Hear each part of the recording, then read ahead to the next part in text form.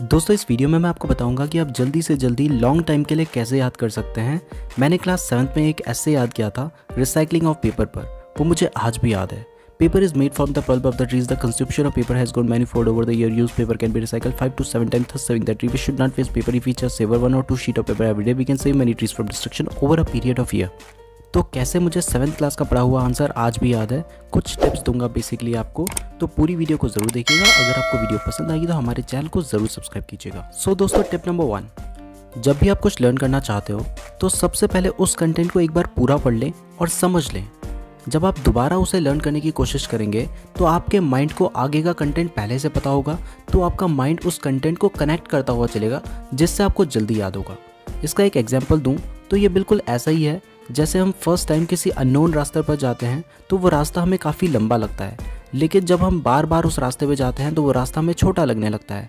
तो ऐसे ही जब आप एक पूरा कंटेंट को पढ़ लेंगे तो वो जो कंटेंट होगा ना वो कनेक्ट हो जाएगा आपका माइंड में और उसे समझ लेंगे। तो उसके बाद जब आप शुरू से पढ़ने लगेंगे उसको पैराग्राफ वाइज तो वो आपको जल्दी याद होगा।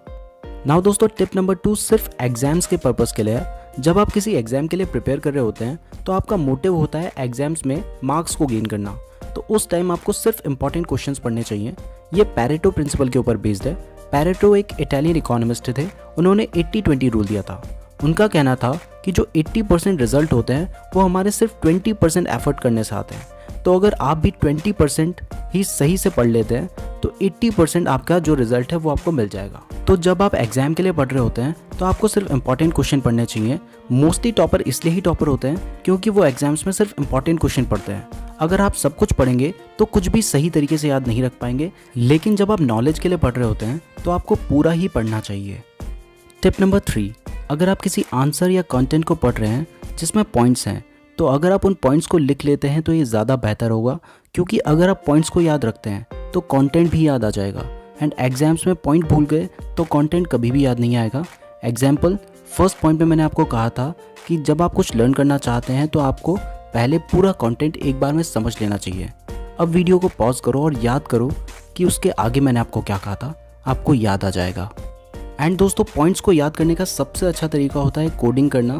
इसका एक एग्जाम्पल है विबग्योर। ये रेनबो के कलर्स को याद करने के लिए होता है। विबग्योर का मतलब होता है violet, indigo, blue, green, yellow, orange, red. इस फॉर्मूले से आपको सीरियल वाइज रेनबो के कलर्स हमेशा याद रहेंगे। टिप नंबर 4, जब आप पूरे कंटेंट को पढ़ चुके हैं और आपको लगता है कि वो कंटेंट आपको याद हो चुका है तो रिवीजन करने के बजाय उस आंसर को किसी फ्रेंड को समझाएं या फिर ऐसे प्रैक्टिस करें जैसे आप किसी को समझा रहे हैं। इससे आपकी मेमोरी का भी टेस्ट हो जाएगा एंड आपको पता भी चल जाएगा कि आपको सब कुछ याद है या फिर नहीं। और अगर कोई पॉइंट आप भूलते हैं तो जब दोबारा आप पढ़ेंगे तो उस पॉइंट को आप कभी भी नहीं भूलेंगे। नाउ दोस्तों टिप नंबर 5 में मैं आपको रैपिड फायर में 6 पॉइंट्स बताऊंगा। सबसे पहला है दोस्तों, जब आप पढ़ने जा रहे हो तो समझ कर पढ़ो। अगर आप रट्टा मारोगे तो कभी याद नहीं होगा, याद होगा अगले दिन भूल जाओगे। लेकिन आप समझ लो कि आप क्या पढ़ना चाह रहे हो और वो कंटेंट आपको कहना क्या चाह रहा है। जब आप उस बात को समझ लेंगे और उसके बाद 1-2 बार पढ़ेंगे तो आपको बहुत आसानी से याद हो जाएगा। अगर आप रट्टा मारते रहेंगे तो आपको कभी याद नहीं होगा। दूसरा दोस्तों, जब आप पढ़ाई कर रहे होते हैं उस टाइम पे अपने मोबाइल को अपने से बहुत दूर रखो, ऑफ करके कहीं ऐसी जगह पे रखो जिससे वो आपकी नज़रों में ना आए, मतलब आपको दिखाई ना दे पड़ते वक्त, क्योंकि उससे आपका ध्यान फ़ोन की तरफ जाएगा ही जाएगा।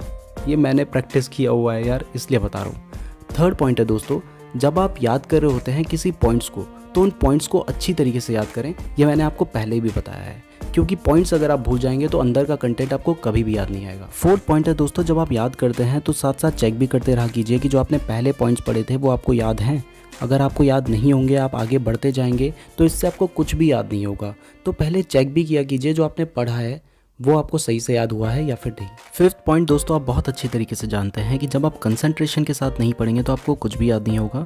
तो थोड़ी देर भी पढ़ते हो तो कंसंट्रेशन के साथ पढ़ो, ध्यान उसी चीज़ में दो। यूँ नहीं कि आप बोलते जा रहे हो और सोच कुछ और रहे हो। तो ध्यान के साथ पढ़ो, समझ कर पढ़ो। 6 पॉइंट है दोस्तों, फाइनल पॉइंट, कि जब आप कुछ पढ़ रहे होते हैं ना तो उससे पहले गोल सेट कर लिया कीजिए कि आपको कितना पढ़ना है। अगर आपने 4 पेज सोचे हैं तो फिर आप पूरा 4 पेज पढ़कर ही उठिए। उससे आपकी जो पढ़ाई होगी वो बहुत ही सिस्टमैटिक तरीके से होगी और आपको हमेशा अच्छे से सब कुछ याद रहेगा।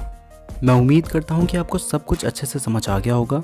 अगर आपको वीडियो पसंद आई है तो हमारे चैनल को सब्सक्राइब करके बेल नोटिफिकेशन को प्रेस करना ना भूलिएगा। वीडियो अच्छी लगी है तो लाइक ज़रूर कीजिएगा। कमेंट करके बताइएगा आपको वीडियो कैसी लगी है। आप मुझे फेसबुक और इंस्टाग्राम पर फॉलो कर सकते हैं, लिंक दी हुई है नीचे डिस्क्रिप्शन में। धन्यवाद।